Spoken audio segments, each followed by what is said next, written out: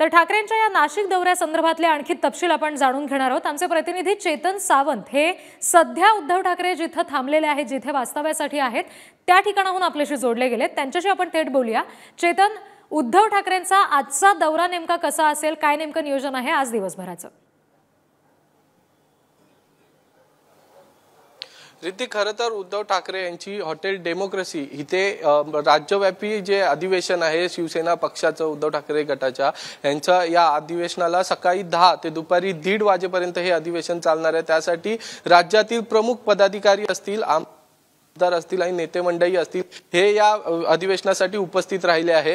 खरं तर काल आपण पाहिलं होतं गोदाकाठी असेल किंवा काळाराम मंदिर असेल, इकडे उद्धव ठाकरेंनी सहकुटुंबासह दर्शन घेतलं होतं आणि त्यानंतर आज जे राज्यव्यापी अधिवेशन होतं, या अधिवेशनाला खरं तर येऊन ठेपलेल्या लोकसभा निवडणुकीची तयारी म्हणून पाहिलं जात आहे। कशा प्रकारे लोकसभा निवडणुकीसाठी मैदानात उतरायचं आहे याची देखील इथे या शिबिरामध्ये माहिती दिली जाणार आहे। खरं तर मुख्यमंत्री एकनाथ शिंदे यांनी केलेल्या बंडानंतर राज्यव्यापी शिबिर हे झालं नव्हतं आणि ते होणं गरजेचं असल्याने हे शिबिर नाशिक इथे आयोजित करण्यात आलं होतं। आपण पाहू शकतो माझ्या हे ते डेमोक्रेसी हॉटेल आहे, जिथे आता थोड्याच वेळात उद्धव ठाकरे हे या राज्यव्यापी शिबिराला संबोधित करतील। या शिबिरामध्ये सर्व राज्यातील नेते असतील, पदाधिकारी असतील, यांना संबोधित करणार आहे, मार्गदर्शन करणार आहेत। आणि पाहिलं तर हा जो प्रवेशद्वार आहे, हा प्रवेशद्वार सर्व नेत्यांसाठी केलेला आहे। त्या प्रवेशद्वारामध्ये सर्वांची कसून चौकशी केली जाते आणि मगच आतमध्ये सोडलं जात आहे। त्याचबरोबर हॉटेल डेमोक्रेसीचा हा जो कॅम्पस आहे, या कॅम्पसमध्ये आपण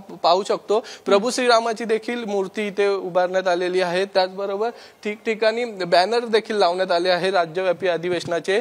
खरं तर आपण पाहिलं तर ह्या अधिवेशनाकडे महत्वाचं पूर्ण बघण्याचं म्हणजे एकच उद्देश आहे, ते म्हणजे राजकीय दृष्ट्या उद्धव ठाकरे कोणता मोठा निर्णय घेत आहेत हे पाहणं महत्वाचं ठरणार आहे। त्याचबरोबर ठाकरे घराण्यातली कोणाची एंट्री राजकारणात होते आहे का, कारण का पुढील जे दौरे आहेत, कार्यक्रम आहेत, त्यामध्ये आपण पाहिलं असेल जे महिला आघाडींचे कार्यक्रम आहेत शिवसेनेच्या, त्याचं मार्गदर्शन आहे हे रश्मी ठाकरे स्वतः करणार आहेत। त्यामुळे राजकीय दृष्ट्या रश्मी ठाकरे यांची राजकारणात एंट्री होते आहे का, किंवा आपण पाहिलं असेल की तेजस ठाकरे यांचं देखील नाव वारंवार सुरू होतं की राजकारणात एंट्री करणार आहे, किंवा त्यांच्या नावाचा इकडे उल्लेख होतोय का, हे पाहणं तितकंच महत्वाचं असणार आहे। त्यामुळे खरं तर लोकसभा निवडणुकांच्या दृष्टीने हे राज्यव्यापी शिबिर महत्वाचं आहे। त्याचबरोबर राजकीय दृष्ट्या कोणकोणते निर्णय महत्वाचे उद्धव ठाकरे घेतात हे देखील पाहणं तितकंच महत्वाचं असणार आहे। जी चेतन, आणि या शिबिरादरम्यान नेमकं काय काय घडेल याचे दिवसभराचे अपडेट्स तुमच्याकडून घेऊच। तुर्तास धन्यवाद दिलेल्या माहितीसाठी।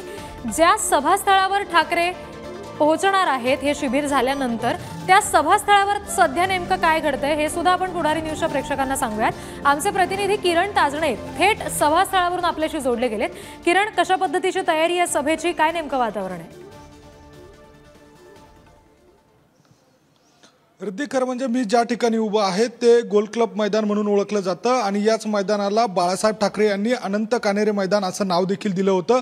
28 वर्षांपूर्वी याच मैदानावर नाव दिलं होतं आणि याच मैदानावर त्यावेळेला दार उघड बये दार उघड अशा पद्धतीचं जागरण गोंधळ करत या ठिकाणी जाहीर सभा घेतली होती। आणि याच नाशिक शहरामध्ये 28 वर्षांपूर्वी महाअधिवेशन देखील पार पडलं होतं। त्यामुळे याला एक परंपरा देखील आहे। आणि दुसऱ्या बाजूला जर बघितलं तर अयोध्येमध्ये ज्या पद्धतीने राम मंदिर झालंय त्या ठिकाणी ठाकरे जाऊ शकलेले नाहीये, मात्र त्यांनी नाशिकमध्ये येऊन आपलं हिंदुत्व दाखवण्याचा एक वेगळा प्रयत्न केलेला आहे।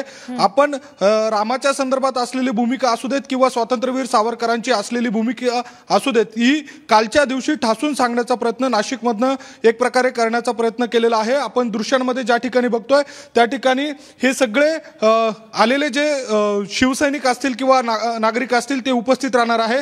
तर दुसऱ्या बाजूला या ठिकाणी कारसेवकांसाठी विशेष पद्धतीची व्यवस्था देखील करण्यात आलेली आहे। जे कारसेवक अयोध्येमध्ये त्यावेळेला जो संघर्ष झाला, ज्या बाबरी मशीद पाडून त्या ठिकाणी राम मंदिर व्हावं अशी अनेकांची इच्छा होती, त्यासाठी ज्यांनी प्रयत्न केले अशांना या ठिकाणी स्थान दिलं जाणार आहे, त्यांचा सन्मान एक प्रकारे या ठिकाणी केला जाणार आहे। याशिवाय ठाकरेंच्या शिवसेनेकडनं आगामी काळातील लोकसभा निवडणुकीच्या पार्श्वभूमीवर रणशिंग फुंकण्याची शक्यता आहे आणि तशा पद्धतीचे संकेत देखील ठाकरेंचे जे प्रवक्ते आहे संजय राऊत यांनी दिलेले आहे। एकूणच सभेची तयारी जी आहे ती जवळपास पूर्ण झालेली आहे। या ठिकाणी चेअर लावण्याचं काम सुरू असलं तरी दुसऱ्या बाजूला याबाबतचा आढावा ठाकरेंच्या शिवसेनेच्या नेत्यांनी घेतलेला आहे आणि सायंकाळी ही खुली सभा होणार आहे. तत्पूर्वी या ठिकाणी जागरण गोंधळाचा कार्यक्रम होईल. त्या माध्यमातून थेट सत्तांतरणाची जी भूमिका 94च्या काळामध्ये घेण्यात आली होती अगदी तशाच पद्धतीची पुनरावृत्ती होईल का याबाबतचा प्रयत्न ठाकरेंच्या शिवसेनेच्या माध्यमातून केला जातो. किरण, आणि दिवसभर सभास्थळावर नेमकं काय काय घडेल ह्याचे अपडेट्स वेळोवेळी तुमच्याकडून घेऊ. तुर्तास धन्यवाद दिलेल्या सगळ्या तपशिलांसाठी.